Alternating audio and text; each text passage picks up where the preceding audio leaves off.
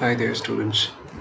In furtherance to the previous lecture on air pollution and the law, we are going to discuss some other facets of air pollution. So, in today's lecture, I'll start with the vehicular pollution. Now, as you all know, that the motor vehicles are one of the major contributors to air pollution, and from time to time, we have seen the regulators, be it under the pollution control regime or even under the motor vehicle laws, the pollution control boards are in a way primarily responsible for laying down certain standards for vehicular emissions, which includes smokes, vapors from motor vehicles.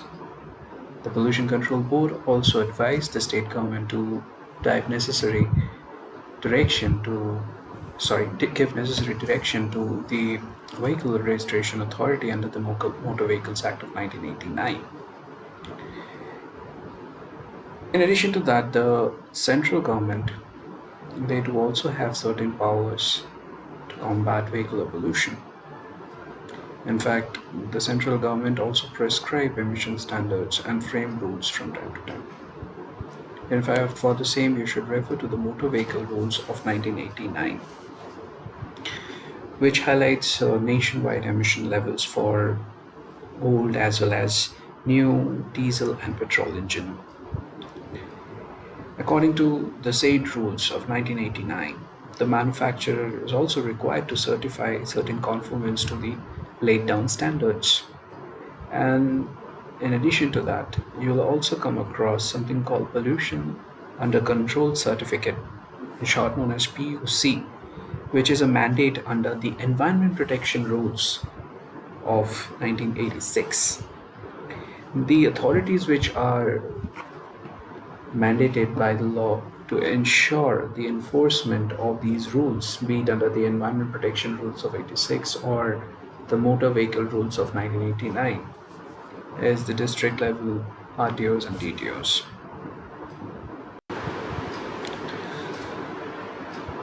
Now, from time to time, what we have seen is that the apex court of our country have also taken cognizance of several such instances where motor vehicles been responsible for causing major air pollution.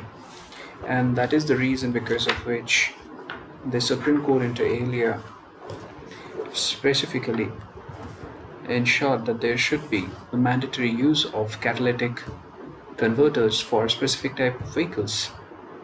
In fact, the Honorable Apex Court have also introduced the use of several, energy efficient mode of technology. In fact, the application of this Euro norms and Bharat standards, especially the Bharat Stage 4 standards, then switching to CNGs, then phasing out the old vehicles which are around 15 years old.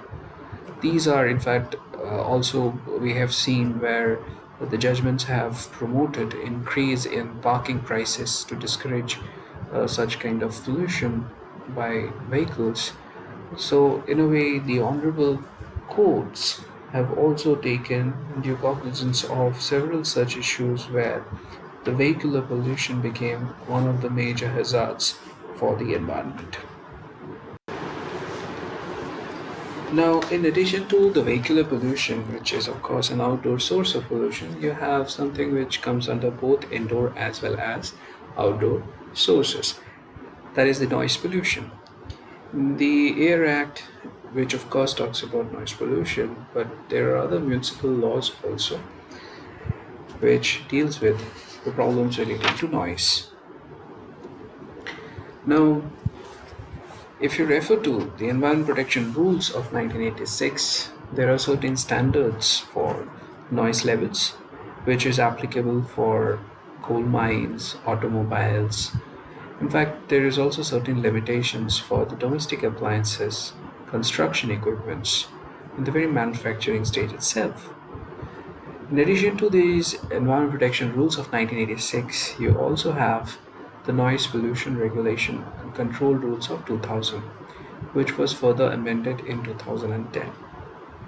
This was framed by the Ministry of Environment, Forest and Climate Change, the central government, And this ministry has also framed certain ambient quality standards for noise, which is applicable for not only the industrial or commercial sectors but also for residential and other silent areas.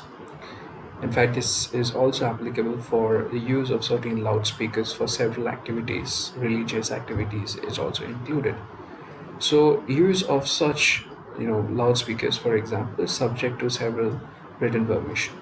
And I believe you have already studied constitutional law, where, if you remember, one of the major conflicts that arises with the use of loudspeakers in the religious establishments is the conflict of the fundamental right to practice, propagate, profess religious practices on one side, and right to have a pollution free environment on the other side. And the Honorable Apex Court in several judgments, like KKR Majestic Gospel of Church case, or be it Maulana Mufti's case, where the courts have clearly held that be it the gospel in the church or azan in the mosque, or even certain religious practices in temples, this use of loudspeaker is nothing which is mandated. It's not something which was mandated by the holy texts. It is just an outcome of our development, our scientific development. So it is not mandatory to use loudspeakers for practicing, professing religious practices. Even for Diwali, we have seen the use of firecrackers and its impact on not only causing air pollution. Of course, it is a major hazard for the birds and several other living creatures, which because of the heavy noise, which if it goes beyond the prescribed decibels, then it might be pretty much hazardous for those living creatures. And from time to time, we have seen not just the apex court but also the National Green Tribunal trying to enforce certain standards which have been always already been laid down under the noise pollution regulation and control rules, and also the environment protection rules of 86. So accordingly, there are certain prescribed permissible noise level at the boundary of public place or even private place. There is also a prohibition in the use of horns in silent zones, like for example in front of hospitals, educational institutions, which are usually silent zones. So during the night time, between 10 p.m. to 6 a.m. in the residential areas, all these things, if you go ahead and if you honk and blow the horn between 10 p.m. to 6 a.m. in a residential area vehemently, then you are definitely violating the environment protection rules of 1986. Now, there are certain judgments also, which is, of course, ensuring the implementation of this noise related laws. Like one of them is the in-ray noise pollution implementation of laws restricted use of loudspeakers and high volume producing sound systems forum for prevention of sound pollution versus Union of India. Pretty lengthy name. This is a case from 2005 where it was held by the Honorable Court that anyone who wishes to live in peace, comfort, and quiet within his house has a right to prevent the noise as pollutant reaching him. And no one can claim as a right to create noise, even in his open premises, which would travel beyond his precincts and cause nuisance to the neighbors and others. So, public nuisance is something which has also been invoked in this particular judgment, and no one can claim it's a matter of right to create noise, even if that individual is in its own house, in its own premises. So, there is a liability, there is a duty not to cause damage to our neighbors. If anyone increases his volume of speech, and that too with the assistance of artificial devices, so as to compulsorily expose unwilling persons to hear a noise raised to unpleasant and obnoxious levels, then that person speaking is violating the right of others to a peaceful, comfortable, and pollution free life guaranteed by Article 21. This is what also held in that same case, that you have a right to comfortable and pollution free life, which is guaranteed under Article 21 of the Indian Constitution. And if anyone is exposing you, and if you're forcing that individual to such unpleasant and obnoxious level of noise, then that individual is violating your so-called right to life. Even light emitting and sound emitting firecrackers are certain prohibitions are also there upon this use of light emitting and sound emitting firecrackers. The court, in fact, directed all the state governments to seize loudspeakers, which is kind of beyond the specified ambient air quality standards. And the court also mentioned and directed the state governments to add a chapters in their respective textbooks or to sensitize the pupil and people as regards noise pollution.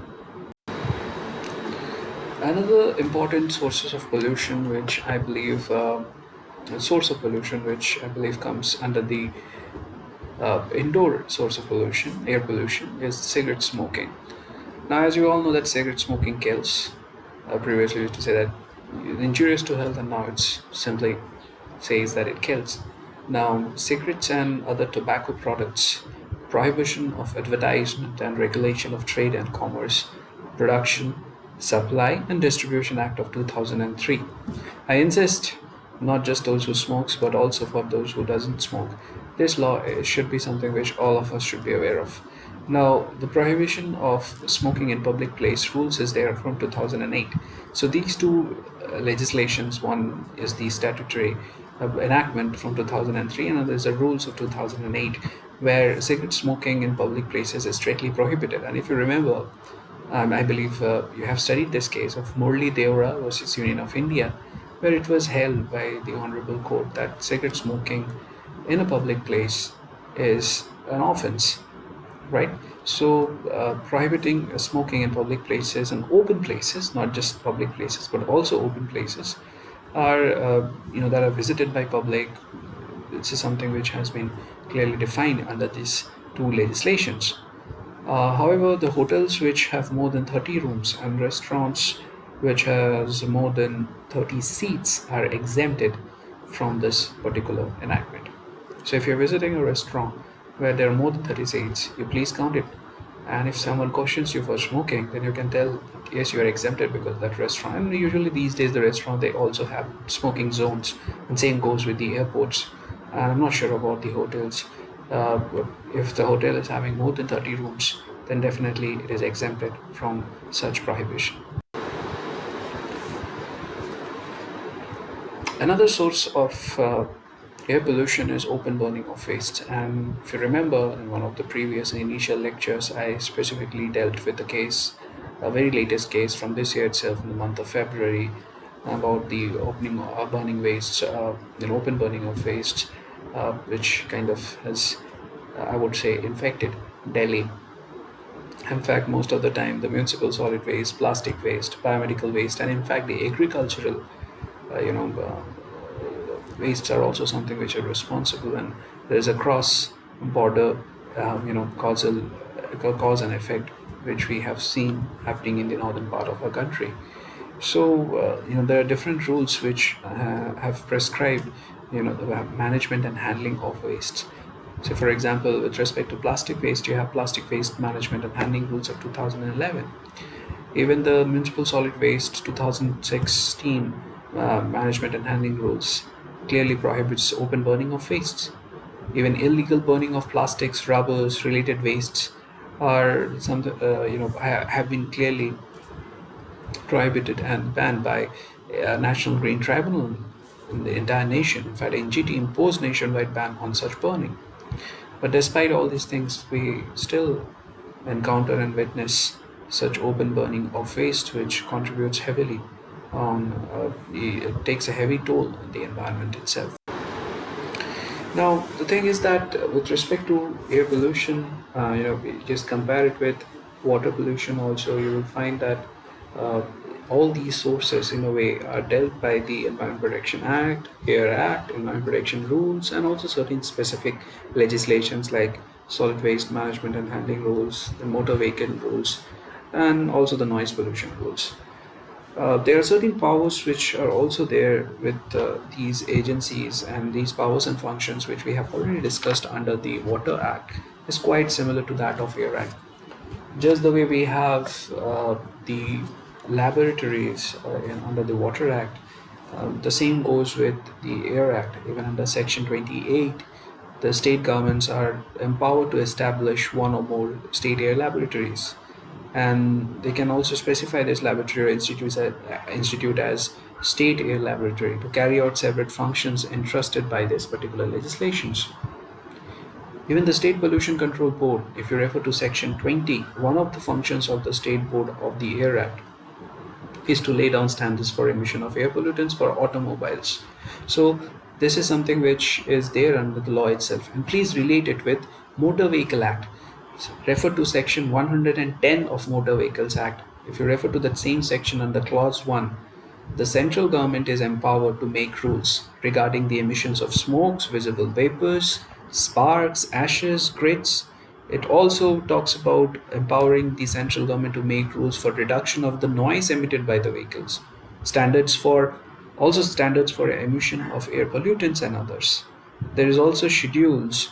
There are also schedules like Schedule 1 and Schedule 3 of Environment Protection Act of 1986, which also laid down certain parameters for various air pollutants, including noise. If you refer to this same enactment under Schedule 4, it has declared that the standards for emission of the smoke, vapors, grit, ashes, whatever from the motor vehicles have to comply with these prescribed parameters. So such rules have been notified to achieve the object of reducing air pollution from time to time. And Supreme Courts have also taken, like for example, in addition to all those cases that I have mentioned, there is another case, Bharat Petroleum Corporation (BPCL) versus Sunil Bansal case. This is a 2009 case. This 2009 case where it was held that these rules, which have been notified under Environment Protection Act and Motor Vehicles Act, etc., etc., the entire objective of these rules is to reduce the air pollution, to abate air pollution in NCR region from time to time, and their validity has been upheld by the Honorable Supreme Court on various occasions. In fact, there is a case from West Bengal where the Calcutta High Court it clearly made it clear that the court will not interfere in any direction issued by the Pollution Control Board under Section 19 if they are based on the report of an expert committee, and if there is a recommendation by certain national authorities like NERI, for example, in furtherance of public interest. Because in that particular case, it was a case of alloy steel rolling mills versus West Bengal Pollution Control Board, the alloy steel rolling mills versus West Bengal Pollution Control Board, where in this case, what happened, the board by an order from 2004 directed the steel and iron industries to change over within 4 months from coal-fired system to cleaner fuel system of either oil or gas. And this order was challenged by the industry. But the court held that the stringent standards specified by the State Pollution Control Board are within the prescribed power provided by Section 3 of the Environment Protection Rules 1986. So court, in a way, firm to that fact. In fact, the Odisha High Court also went in the same direction where, it was the case of Animal Feeds Dairies and Chemicals Limited versus Odisha State Pollution Control Board, where the Odisha High Court made it clear that the state government can declare pollution control areas, and it is within the power of the state government to prohibit the use of fuel which is causing air pollution. However, in this case, the Odisha High Court held that the state board cannot issue such direction. It is the state government. So be it state government, state boards, they have certain powers and functions prescribed by the Air Act from time to time. And just the way you have all these penalties under the Water Act, same kind of penalties are also prescribed.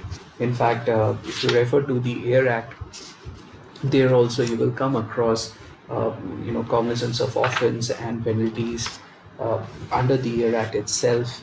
In fact, for that you should refer to the subsequent provisions of the Air Act. Say for example, Section 43, which talks about the cognizance of offense by the court, and there is also Section 41, which talks about offenses committed by the companies and the government departments. Just the way, if you remember, I have mentioned the Water Act. When it comes to the companies, the director and all, you left the corporate trail and they are responsible for the same. And when it comes to the government departments, it's the head of the department who are responsible for any such violations. However, the due diligence exception is there, and at the same point of time, if it was done and that the head of the so-called department was oblivious of it, that is something which is somewhere where the HOD can say that okay, it was not something which is done in his he was not in the loop of that information. So in that kind of situation, he can be exempted for from liability. But this is something which we have seen the Water Act as well as the Air Act have clearly specified. Now, in addition to this Air Act that we have, we also have this national auto fuel policy.